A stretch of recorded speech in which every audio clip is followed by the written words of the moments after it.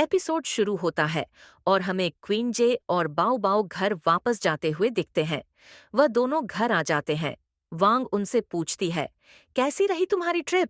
बाओ बाओ बस ठीक थी कहकर वहां से चली जाती है और अपने रूम का दरवाजा जोर से बंद कर देती है। वांग क्वीन जे से पूछती है, क्या हुआ उसे? क्वीन जे जवाब देता है, कुछ नहीं, वह ठीक है। अगले ही सीन में सभी खाना खाने के लिए बैठते हैं, लेकिन बाओ बाओ अजीब हरकतें कर रही थी। वांग को कुछ समझ नहीं आता। सीन शिफ्ट होता है कंपनी ऑफिस में। कंपनी में मिस्टर सू अपनी बात सबको सुना रहे थे। वह कुछ नए प्रोजेक्ट्स के बारे में बताते हैं और कुछ अच्छे प्रोजेक्ट्स को बंद करने की भी बात करते हैं। उनके इस फैसले से मिस सू खुश नहीं थी। मिस सू विरोध करते हुए कहती है, जो भी इस फैसले के समर्थन में है वो अपना हाथ ऊपर करे। वोटिंग होती है, लेकिन कोई भी मिस्टर सू के समर्थन में नहीं होता। तभी अचानक एक लड़का दरवाजा खोलते हुए अंदर आता है। मिस्टर सू गुस्से में कहते हैं, क्या तुम्हें मीटिंग के रूल्स नहीं पता? मिस सू उससे पूछती है, बोलो क्या हुआ? वह लड़का घबराते हुए कहता है, डंकी टेक्नोलॉजी आज आसमान छू रही है। यह सुनकर सभी हैरान रह जाते हैं। सीन शिफ्ट बाओ बाओ की परफॉर्मेंस पर। बाओ बाओ शानदार परफॉर्मेंस देती है और फिर अपने रेस्ट रूम में आती है। उसकी मैनेजर खुश होकर कहती है, आज तुमने कमाल कर दिया। तभी दूर से कोई आता है, मिस्टर ताओ। वह मुस्कुराते हुए कहते हैं, बाओ बाओ, आज तो तुमने गजब कर दिया। तुम्हें यहाँ बुलाना मेरी सबसे सही चॉइस थी। बाओ बाओ शालीनता से जवाब देती है, नहीं मिस्टर ताओ, यह तो आपका बड़प्पन है कि आपने मुझे यह मौका दिया। मैनेजर वहां से निकल जाती है, उन्हें अकेला छोड़कर।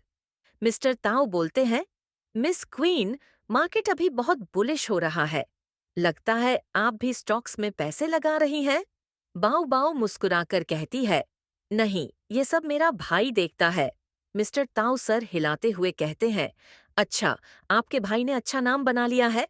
फिर वह बाओ बाओ से एक फेवर मांगने की कोशिश करता है, अपने प्लेटफॉर्म को प्रमोट करवाने का।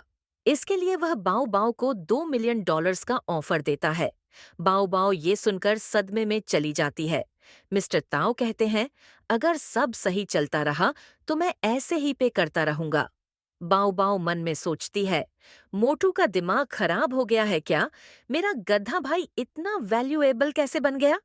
मिस्टर ताओ को लगता है कि बाओ बाओ अभी कंफ्यूज है, इसलिए वह ऑफर और बढ़ाने की बात करता है। बाओ बाओ कहती है, रुको, मुझे पहले अपने भाई से बात करनी होगी। वह अपने भाई क्वीन जे को फोन करती है और फिर मिस्टर ताओ से कहती है, माफ करना, मेरा भाई मना कर रहा है। मिस्टर ताओ जवाब देता है, अगर ये पैसों की बात है तो हम बैठकर भी बात कर सकते हैं। बाओ बाओ सोच में पड़ जाती है और कहती है, ठीक है, मैं उससे बात करूंगी। अगर उसका मन बदल गया तो मैं आपको बता दूंगी। मिस्टर ताओ थैंक यू कहकर वहां से चला जाता है। बाओ बाओ को शक होता है कि शायद यह कुछ छिपा रहा है। तभी उसके फोन पर एक मैसेज आता है, उसे एक पार्टी के लिए इनवाइट किया गया था। दूसरी ओर उसका भाई स्टॉक मार्केट में काफी फेमस हो चुका था। ये सब देखकर बाओ बाओ का दिमाग हिल जाता है। सीन शिफ्ट होता है बाओ बाओ पर। उसकी मैनेजर वापस आती है और कहती है, आजकल लोग जैसे ही पैसा कमाते हैं उनका दिमाग तुरंत बदल जाता है। बाओ बाओ चौंकते हुए पूछती है, क्या मतलब? मैनेजर कहती है, सारे आदमी एक जैसे होते हैं, जैसे ही पैसा आता है किसी और लड़की के पीछे भागने लगते हैं। बाओ बाओ जवाब देती है, तो क्या लड़कियों को सिर्फ लड़कों के पैसे चाहिए? मैनेजर हंसकर कहती है, कुछ आदमी औरतों के कंट्रोल में रहते हैं, लेकिन कुछ तो जंगली बंदरों जैसे होते हैं, किसी के बस में नहीं आते। बाओ बाओ सोचते हुए कहती है, तो हमें क्या करना चाहिए? मैनेजर कहती है, औरतों को अपने आदमी को पकड़कर रखने के तरीके सीखने पड़ते हैं। बाओ बाओ शॉक्ड होकर कहती है, क्या क्या तुम मुझे ये तरीके सिखा सकती हो? मैनेजर कहती है, पर तुम्हारा तो बॉयफ्रेंड भी नहीं है। बाओ बाओ जल्दी से कहती है, बस बताओ जल्दी। मैनेजर मुस्कुराते हुए कहती है, ठीक है, 6 तरीके हैं। बाओ बाओ बोलती है, लड़कों के साथ सोने के अलावा और क्या तरीके हो सकते हैं? मैनेजर कहती है, तुम आदमी को कंट्रोल कर सकती हो, बिना उसके साथ सोए भी। बाओ बाओ सोचते हुए कहती है, अगर एक लड़का लड़की का एडवांटेज उठाना चाहता हो और उसने उसे किस भी कर लिया हो, लेकिन लड़की खुद भी यही चाहती थी, तो मैनेजर को उस पर शक होता है कि वह कुछ छुपा रही है। बाओ बाओ कहती है, हाँ, ये उसकी ही गलती थी, पागल है वो। मैनेजर समझाती है, अगर वह किसी लड़की से सच में प्यार करता है तो वह कभी दूसरी के पास नहीं जाएगा। बाओ बाओ कहती है, तो इसका मतलब वो किस उसके लिए कुछ भी नहीं था। मैनेजर जवाब देती है, अगर कोई आदमी अपने सामने आई चीज को छोड़ देता है तो वह गधा ही होगा। बाओ बाओ सोच में पड़ जाती है। तभी क्वीन जे का मैसेज आता है। वह लिखता है, यह अच्छा होगा कि तुम मेरे सारे पैसे रख लो। वैसे भी तुम्हें मेरे सीक्रेट अकाउंट के बारे में पता है, पर हो सके तो पैसे मत निकालना, क्योंकि मैं स्टॉक मार्केट में पैसा लगाता रहूंगा।